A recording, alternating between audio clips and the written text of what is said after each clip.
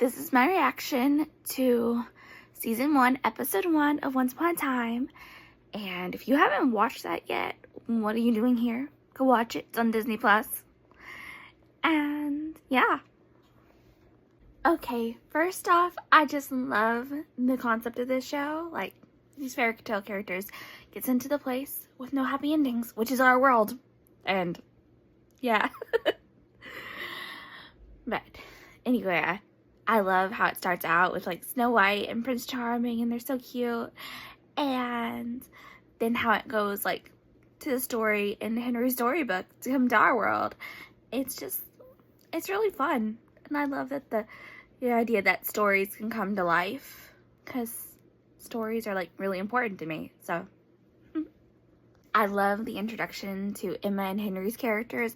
Like, he's so obviously her son. Like, they're both so clever and street smart. And they're just, like, really good. Like, he's like a little mini detective, and she's bail bonds person, so it's perfect. And also, Emma's front door, it has, like, writing on it, like, and I just think that's a really nice touch in a show about storybook characters. The story is, like, actually starting, like, Henry's told Emma about the storybook, and she's just like, you have problems. Like, it's just like fun to see her like putting up walls around him. Like, it's kind of heartbreaking in a way, but it's like fun because I know that that's not going to be how their relationship stays, like not even this episode. And also, Rumpelstiltskin got introduced. I forgot how creepy he was in the first episode. Like, he's genuinely scary. Like, later you get used to him, but when you first meet him, he's terrifying. Just driving to Storybrooke, we already know that all about the curse, and that Emma is the daughter of Snow White and Prince Charming, and she's supposed to save everyone. Obviously, she doesn't believe any of it, and she doesn't know any of it yet, because Henry just told her that she's in the book.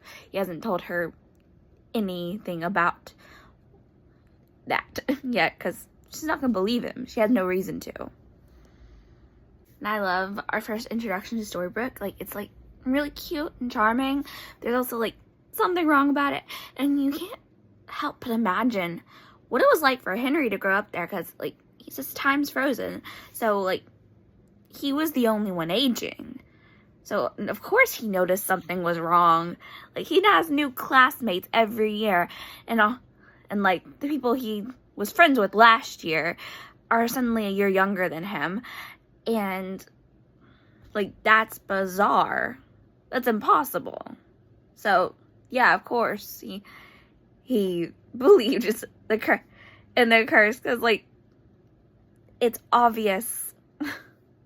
I also really love the split timeline story that it has going on, because, like, while we're seeing Emma and Henry meet and him telling her about the curse, we're hearing about the story of how she ended up trapped in our world all by herself. And I think that's just really cool. I love bouncing between Storybrooke and the Enchanted Forest. It's just, like, the best part about this show. It's what I really love about it so much. We met Regina, and, like, Henry's got this idea that she doesn't love him, and you can kind of just see that's not true from the moment that you meet her.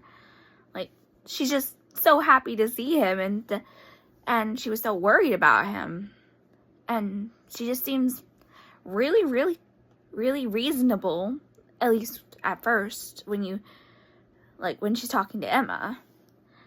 So, like, all of her actions are justified to her, and I just, like, I kind of wonder how Henry got the idea that she didn't love him when, like, she really obviously does, but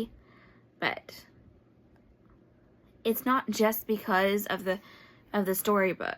I think it's not just because that she's the evil queen. I think that Regina really doesn't know how to love someone at this point without hurting them.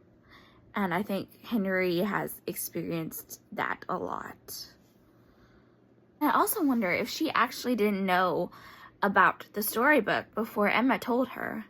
Because she said that she had no idea that Henry thinks that everyone in the town is a fairy tale character. So I'm wondering if she's like telling the truth about that. And like what's going on in her mind at this point. Because basically Emma's just told her that Henry's onto her. That he knows everything.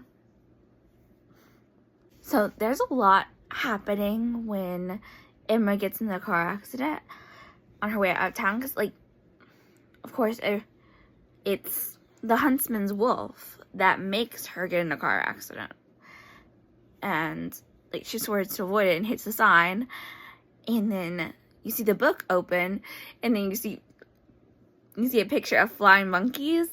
And, which is just, like, a hint to things that'll come later. And then you see the caterpillar from Wonderland, because I guess like Once Upon a Time Wonderland's a thing, and I also want to watch that show because I really love Wonderland. And then you see, of course, Pinocchio and Geppetto building the wardrobe, which Emma goes through. And like we'll get back into the story, but I just think it's really cool that they kind of hinted at things later. So we've got a little bit more of what Regina is actually like in the town, and we've figured out how Henry tracked down Emma, which involved a fair amount of lying, which is kind of surprising for Henry. Although, maybe it's not that surprising because he kind of does sneak off a lot. So, I mean, like, if you look at who his parents are, it's understandable. And we got our first look at Mary Margaret, aka Snow White. And Emma gets to meet her mom for the first time. Also, I really love the touch where the student gives her a pear instead of an apple, because obviously you can't give Snow White an apple. Okay, so that first interaction, that whole thing was wild. Like, okay, first off, Regina definitely did not know about the storybook until Emma told her. So, Emma, But then we have Mary Margaret and Emma's conversation, and it's like talking about like an adopted child, obviously talking about Henry, but that's also what Emma went through, and she's talking about to her mom. Like, her mom is like telling her what Henry went through, and she's also telling her like she knows exactly what Emma went through as well. And like it's just like heartbreaking because they don't know. And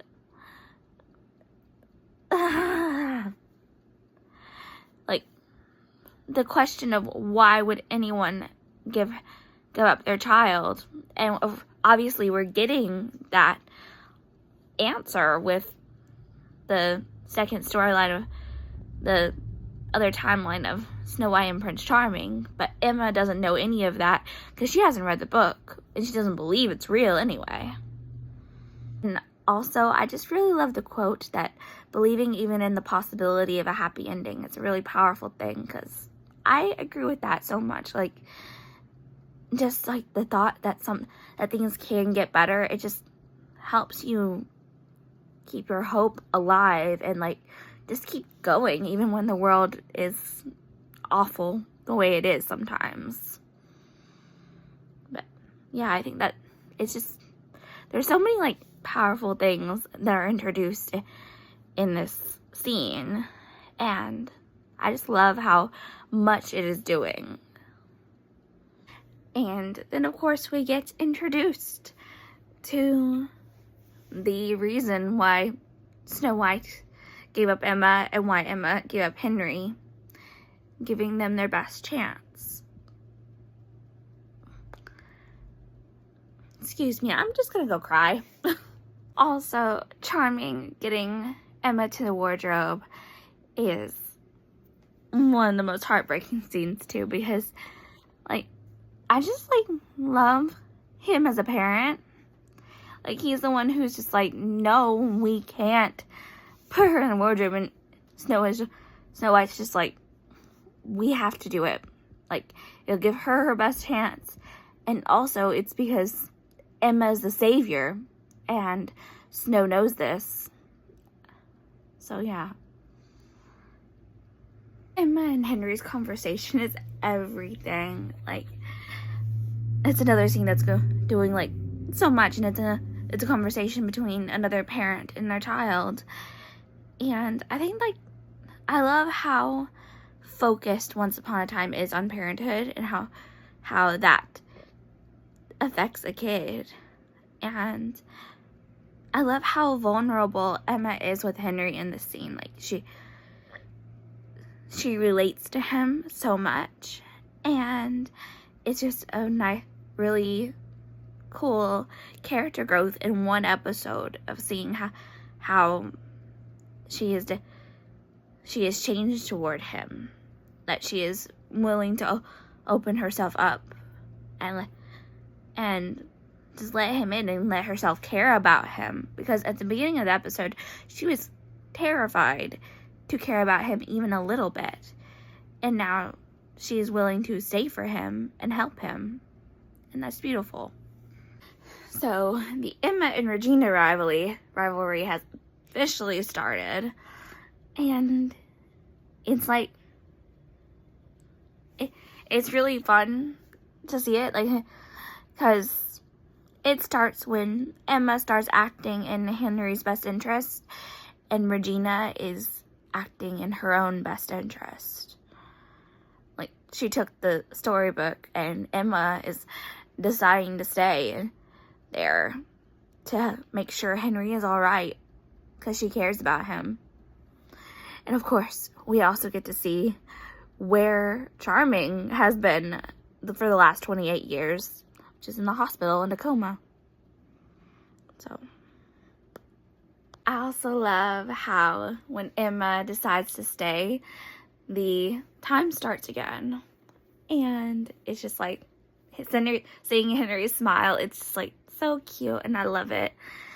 And it's just like the perfect ending to that episode. Like, really, the pilot of Once Upon a Time storytelling was amazing, off the charts, wonderful.